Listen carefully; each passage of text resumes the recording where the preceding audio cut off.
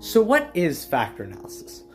Well, to put it simply, factor analysis is a way of simplifying multiple correlated variables into one latent or not directly observed variable.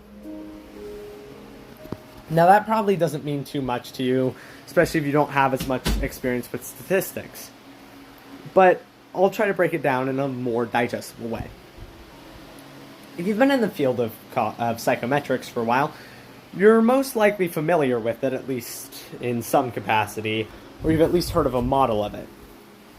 The G-factor is the most prolific case of this, where we took a bunch of correlated variables and we said, well, they all correlate with each other. Can we devise a latent variable that accounts for these correlations? And the answer was yes. That's how we got the G-factor. And the process of generating their correlations or loadings onto this general factor is called factor analysis. So there's two kinds, confirmatory and exploratory. Confirmatory is where we say, we have a factor, we have the correlations, now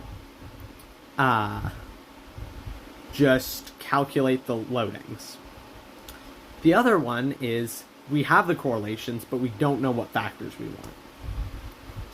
That one will generate a number of factors based on a certain criteria, based on, there's a lot of different things you can use, like eigenvalues and such, but the easiest one is, I'm not going to go into the math of that. It's a lot of linear algebra, which I'm not super familiar with.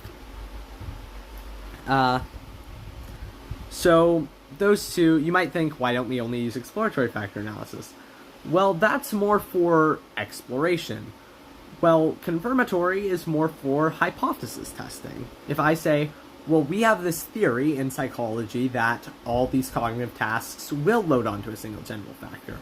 I collect a bunch of correlations between cognitive tasks, and I say, okay, now let's do some factor analysis. Rather than, can we see if there would possibly be a general factor? That would be exploratory factor analysis. So yeah, that's the basic idea of it. There will be a longer video in the long-form video series I'm working on that covers more of the statistics and such behind it. But yeah, that's what factor analysis is, in case I do mention it more in later videos. Thank you for watching. Have a nice day.